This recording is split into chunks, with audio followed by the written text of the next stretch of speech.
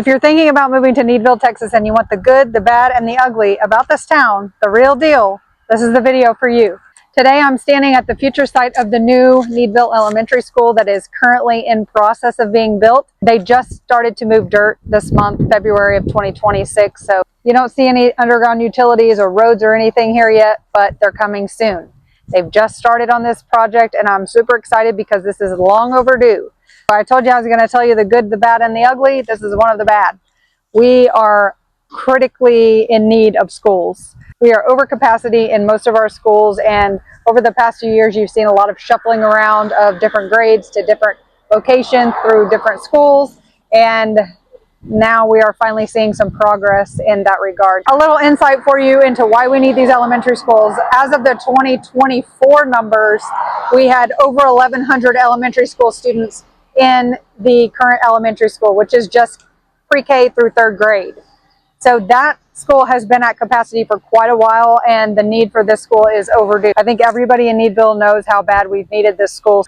We did get a new junior high that is about to open in August of this year, 2026, so that'll be their first year to open, and now we are in process of having a new elementary school built. So that is part of the good that Needville needed. This property is located on Needville Fairchild Road, which is a pretty main thoroughfare. So you see a lot of traffic on this road coming from Needville, going through Fairchild, and then out into town like Richmond-Rosenberg, where a lot of people hit 59. This is actually going to be one of 3 elementary schools. By the time Needville is done and what's in the works and what's in the plans right now, there's going to be 3 elementary schools, all pre-K through 5th grade.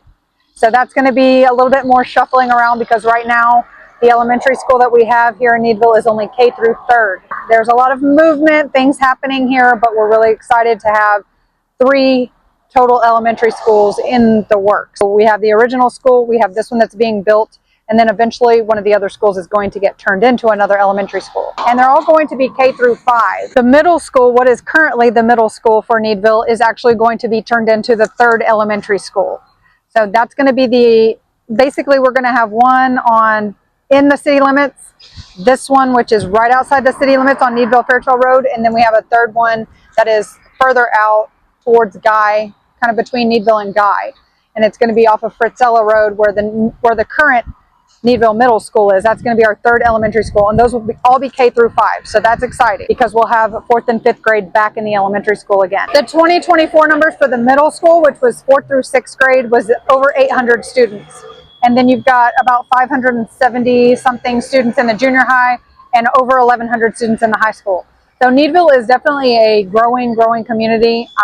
I've heard we're going to go to 5A. We're 4A right now, and I've heard we're going to go to 5A, but we're not there quite yet. But with all of this growth, I think we can definitely expect that. Again, I told you I was going to give you the good, the bad, and the ugly. So when we're talking about Needville ISD, I will tell you this is I've been selling in Needville. I've lived here almost my whole life, but I've been selling real estate here in Needville for 13 years.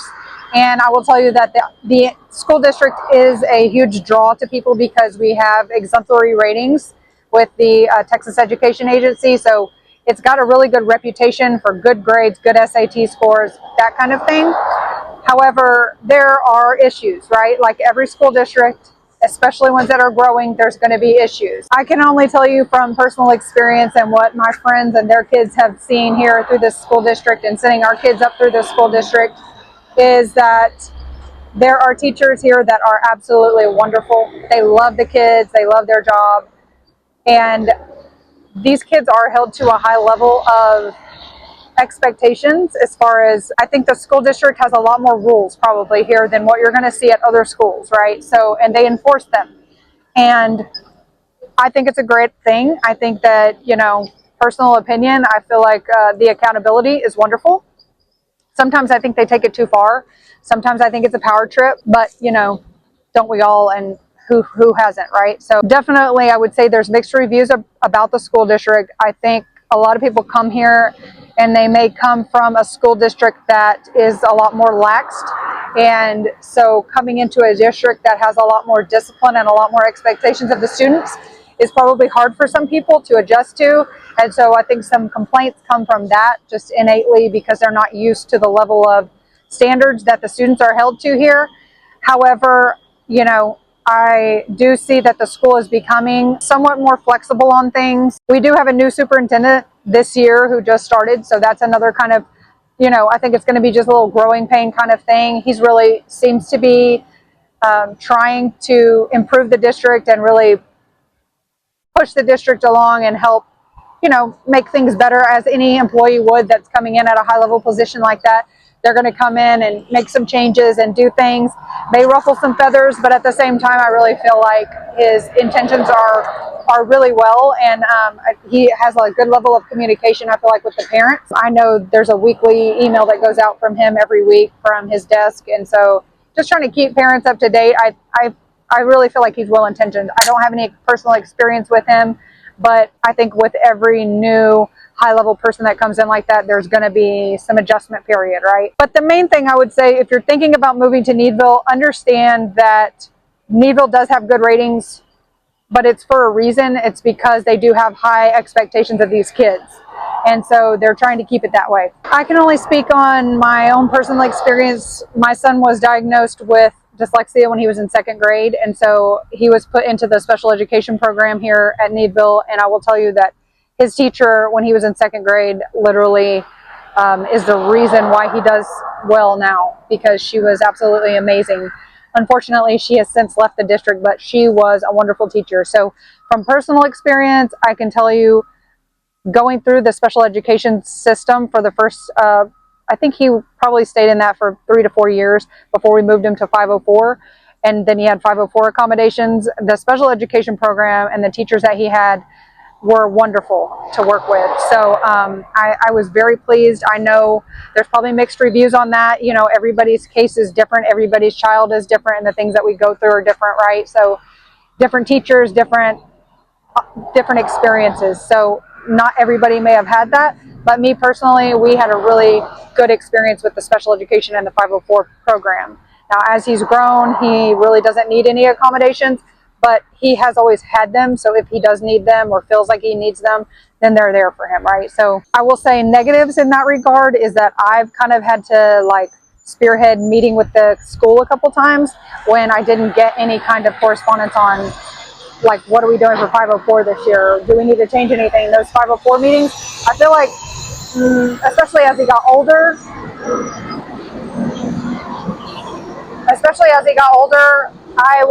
I kind of had to take more control of that and make sure that we got the accommodations that I felt like he needed. As far as the Needville ISD sports program, there is a lot of emphasis, right? This is small town sports still, okay? So there's a lot of emphasis put on sports here in Needville: football, baseball, and then I would say probably in that order: football, baseball, basketball. Right now we have an excellent baseball team, and the kids that are coming up into freshman year this year for baseball are the ones that actually went to the World Series for Needville Little League. So we're going to have, in the next few years, it's going to be a super, super baseball team. If you have a student who is interested in band, I will tell you the band director and the assistant band director are both clients of mine, and they are excellent band directors. We have an excellent band program, and they are constantly doing phenomenal at UIL competitions. So if that's something that your student is already engaged in or is interested in becoming a band student, then I would say definitely consider Needville, because we have an excellent, excellent band program. Same thing with our theater program. If you have a theater kid who is engaged in that, then definitely consider Needville, because we have a great theater program. Something else that you might want to know is that our school time is from 7:55 in the morning. School starts at 7:55 at all of our schools right now. Not sure if that's going to change. It may or may not change because of the amount of traffic that we have on Fritzella Road. I know that's been talked about, that maybe we need to stagger the start times for the schools because of the amount of traffic that's on the road, that we have multiple schools on that one small street. So you've got a lot of traffic always coming in and out. That might be something that changes in the future, but as of now, our schools start at 7:55 in the morning and they get out around 3:45 in the afternoon. Thank you. See ya.